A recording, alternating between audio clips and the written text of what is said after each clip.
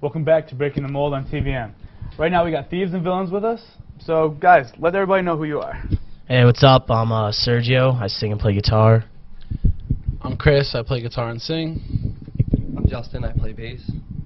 I'm Jimmy, and I play drums. So guys, we know that movement came out back in July. How's the reception for it been?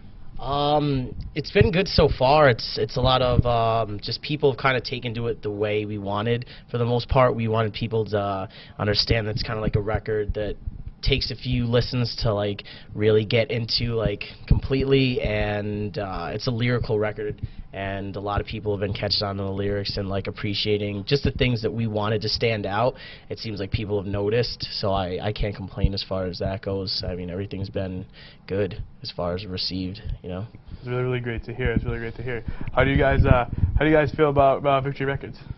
We like them a lot. You know, they gave us the opportunity to really make this like our life and a career, and it's basically, you know, that we wouldn't have had that option if we weren't with them, and we just like the creative control they give us, and it's a big staff of people that are all cool, and you know, they're music lovers, and you know, we're just really happy with them, so it's been fun. That's awesome. That's really awesome.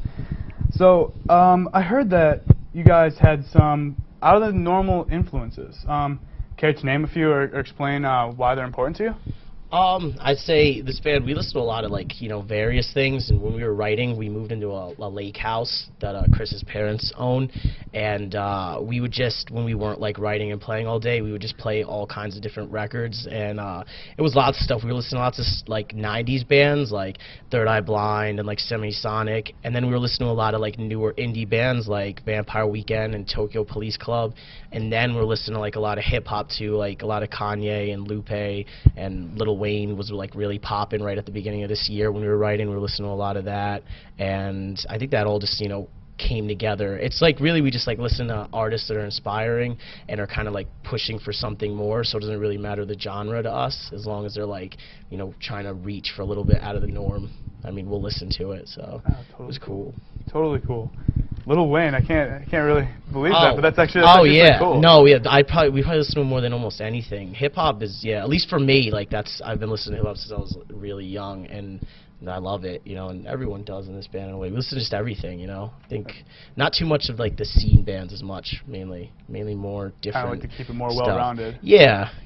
Oh, definitely. That's actually pretty rad. I like that. What was it like working with Paul Levitt? He's worked with the likes of like Census Fail, All Time Low. You know, how did you guys feel about that? What was your experience? Working with Paul was like amazing. He's like the coolest guy. Like we actually became really good friends with him by the end of it, and he just did like a really good job. He always had like really creative ideas, and it was just like a really amazing experience because he was just such an awesome producer. Sounds good. He's cool. I think Paul will be, as like the next year or two goes on, he'll be like one of the bigger name producers out there for sure, because he's young too. He's only like 27, 28 now, and most producers are like, you know, 30s and 40s, so he's got like a long way to go, and he's already like really good. So did you find like that Paul, Mr. Levitt was more or less pushing you guys to do something, or were you guys basically your main influence when it came to being in the studio?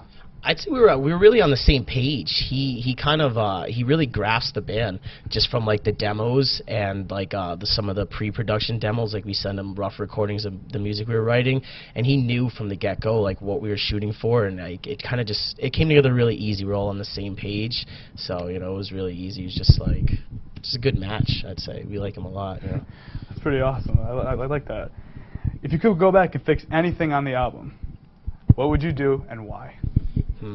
It's hard. Every once in a while, I'll notice something, and I'll be like, oh, I might have done that vocal a little differently, but I can't really complain, because I kind of think of a record as like a snapshot of like a moment in time, and it's not necessarily, you know, like a picture. It doesn't have to be, you know, you looking your best or whatever, and it doesn't have to be, you know, perfection in every way. I'd say almost as a whole, we got everything like above and beyond what we wanted. Just like tiny things, like I said, like the phrasing of something or a word or this and that. Nothing like major for me. I don't know. You? No, nothing. Same. Good. Well, I'm glad. Smiles, just smiles in the back. That's one of those things. I wouldn't want you to be like, actually. I wouldn't want them to be like, actually. You know that track 6 through 7? Like, no. Like, no. No, yeah. I'd say everything was good. Like, it came out the way we wanted for sure. Absolutely. I